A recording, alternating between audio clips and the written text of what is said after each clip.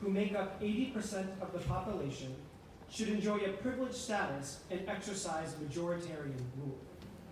This ideology is amplified by the RSS, a male-only, volunteer paramilitary organization.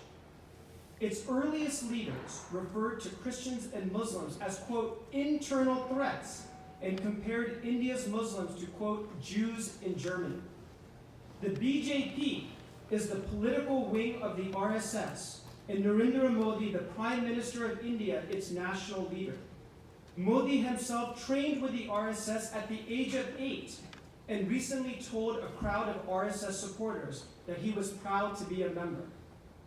Amit Shah, Modi's second in command, has called undocumented Muslim immigrants, quote, termites, and vowed, quote, to throw them in the Bay of Bengal.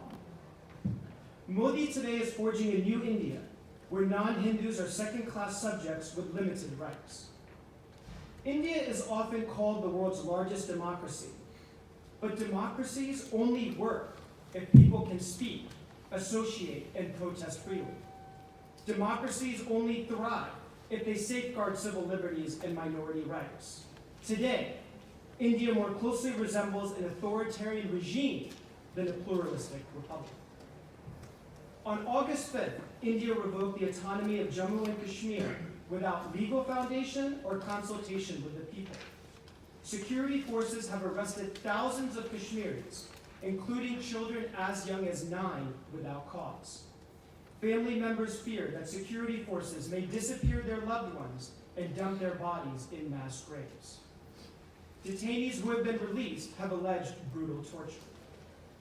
The government has simultaneously imposed a curfew and communication blockade on the region. The internet and many phone lines remain cut off. UN experts call it collective punishment and inconsistent with the fundamental norms of necessity and proportionality. Modi is also pursuing a strategy of forced displacement in Assam, one of India's most diverse states. In August, the government published a list that excluded 1.9 million people that it claims did not have the paperwork to prove their citizenship. Unsurprisingly, many are Muslims, women, children, and the impoverished.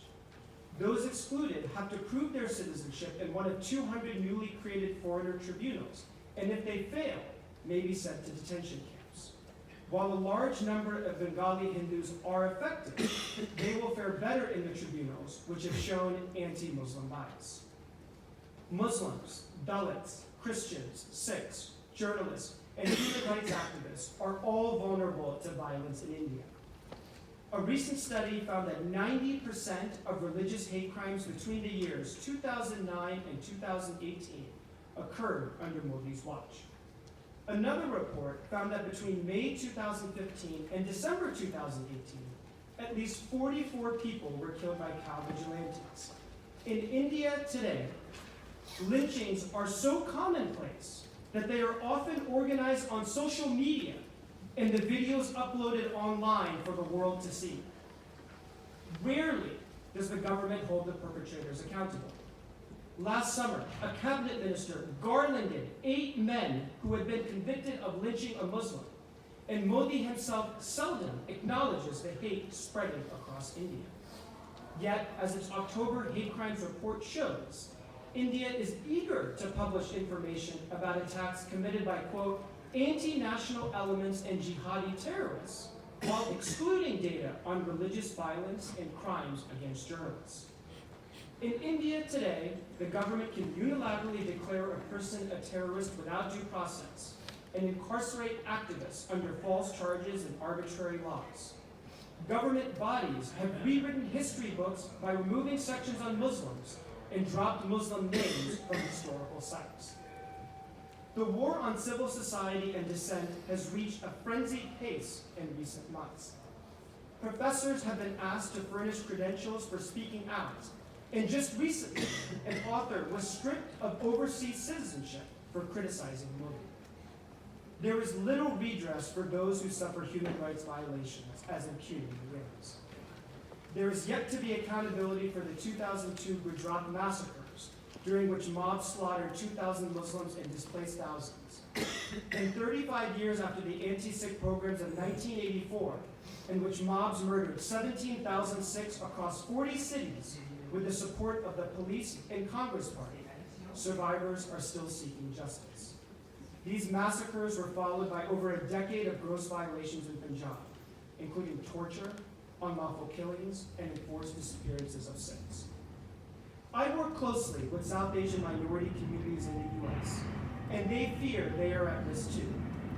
Hindu nationalism has found its way abroad, from the rewriting of textbooks in California to influencing elections overseas, and as reported just yesterday, to the creation of 265 fake news outlets that amplify Indian interests and target its opponents. Many fear for the safety of their friends and family back home and worry that the long arm of the Indian state will punish them for speaking out. I fear that my testimony today and that of others speaking here and at rallies around the world may be grounds for being banned from India.